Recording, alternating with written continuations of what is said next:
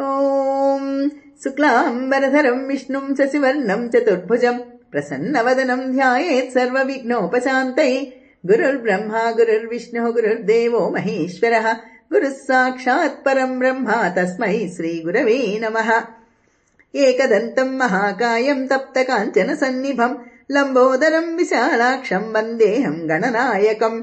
मौञ्जीकृष्णाजिनधरं नागयज्ञोपवीतिनं बालेन्दुशकलं मौळौ वन्देऽहं गणनायकम्। चित्ररत्नविचित्राङ्गं चित्रमाला विभूषितं कामरूपधरं देवं वन्देऽहं गणनायकम्। गजवक्त्रं सुरश्रेष्ठं कर्णचामरभूषितं पाशाङ्कुशधरं देवं वन्देऽहं गणनायकम्। मूषिकोत्तममारुह्य देवासुरमहाहवे योद्धुकामं महावीर्यं वन्देऽहं गणनायकम्। यक्षकिन्नरगन्धर्वसिद्धविद्याधरैः सदा स्तूयमानं महाबाहूं वन्देऽहं गणनायकम्।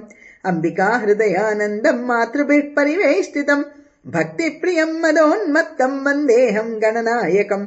सर्वविघ्नहरं देवं सर्वविघ्नविवर्जितं सर्वसिद्धिप्रदातारं वन्देऽहं गणनायकम्।